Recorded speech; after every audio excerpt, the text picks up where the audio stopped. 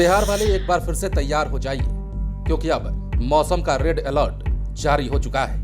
बिहार में खतरे की घंटी एक बार फिर बज गई है और मॉनसून जाते जाते ऐसा लगता है बिहार में भारी तबाही मचा कर जाने वाला है। अब मौसम विभाग की ओर से जो अपडेट साझा किया गया है वो हम आपको बिना देरी किए बता देते हैं, लेकिन उससे पहले इतना जरूर जान लीजिए कि पिछले कई दिनों से बिहार का मौसम शुष्क बना हुआ है। मॉनसून की सक्रियता कमजोर पड़ने की वजह से सितंबर के आखिरी सप्ताह में राज्य में बारिश की गतिविधियां लगभग थम सी गई। इसी कारण से इस सीजन में अभी तक करीब 30% कम बारिश दर्ज की गई है और इसका असर सबसे ज्यादा किसानों पर पड़ा है, जिन्हें धान और अन्य खरीफ फसलों के लिए पर्याप्त नमी नहीं मिल पाई। लेकिन अब जो बताने जा रहे हैं उसे ध्यान से सुनिएगा। आईएमडी पटना के मुताबिक 29 सितंबर यानी कि आज की तारीख में राज्य के 18 जिलों में हल्की बारिश होने की संभावना है।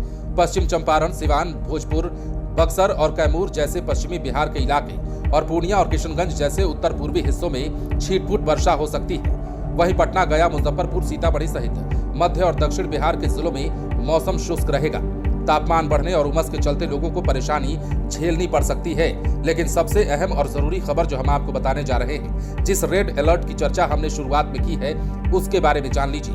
अब 2 अक्टूबर से 6 अक्टूबर तक मौसम कैसा रहने वाला है वो मौसम विभाग ने बताया है और चेतावनी दी है कि 2 से 6 अक्टूबर के बीच बिहार के उत्तर और पूर्वी हिस्सों में भारी से अत्यंत भारी बारिश हो सकती है। एक बार फिर सुन लीजिए, 2 अक्टूबर से 6 अक्टूबर के बीच बिहार के उत्तर और पूर्वी हिस्सों में भारी से अति भारी बारिश हो सकती है। इस दौरान निचले वायुमंडल में पूर्वी हवाओं की सक्रियता और बंगाल की खाड़ी में बनने वाले सिस्टम के कारण आर्द्रता बढ़ेगी, जिससे मानसून की स्थिति फिर से मजबूत हो जाएगी। कई जिलों में भारी से अति भारी बारिश का अलर्ट जारी किया गया है। कुछ स्थानों पर अत्यधिक भारी बारिश की भी संभावना जताई गई है। गरज चमक के साथ वज्रपात की घटनाएं भी बढ़ सकती है। अब आपको पता है कि दुर्गा पूजा का सीजन चल रहा है। ऐसे में आईएमडी ने आयोजकों और पंडाल समितियों को समय रहते बरसात से बचाव के इंतजाम करने की सलाह दे दी है। वज्रपात और मेघ गर्जन की वजह से ग्रामीण इलाकों में सावधानी बरतने की अपील की गई है। बारिश की कमी की वजह से धान की फसल पर असर पड़ा है। हालांकि अगर अक्टूबर के पहले सप्ताह में अच्छी बारिश होती है तो इससे खेतों में नमी बढ़ेगी और देर से बोई गई फसल को सहारा मिलेगा। लेकिन अत्यधिक बारिश से कटाई और भंडारण प्रभावित होने का भी खतरा बना रहेगा। अब हम आपको जिलेवार पूर्वानुमान समझाते हैं। 29 सितंबर से 6 अक्टूबर 2025 तक के सामान्य रुझान ये हैं कि 29 सितंबर अधिकांश जिलों में मौसम शुष्क रहेगा। केवल 18 जिलों में हल्की बारिश, जैसा कि हमने आपको बताया है। अब बात करें 30 सितंबर की और 1 अक्टूबर की, तो बादल छाए बढ़ेंगे। कुछ जिलों में छिटपुट बारिश होगी। 2 से 6 अक्टूबर के बीच उत्तर और पूर्वी बिहार में भारी से अति भारी बारिश का अलर्ट है। मेघ गर्जन और वज्रपात की भी संभावना बनी हुई है।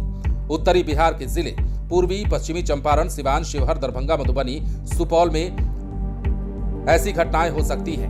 अब 2 से 6 अक्टूबर में भारी से अति भारी बारिश होगी। नदी किनारे इलाकों में जल जमाव का खतरा भी ऐसे में मंडराने लगा है। अब पूर्वोत्तर बिहार के जिले अररिया, किशनगंज और कटिहार के साथ साथ पूर्णिया हल्की बारिश होगी। अगले सप्ताह भारी बारिश और कुछ स्थानों पर अति भारी बारिश की संभावना है।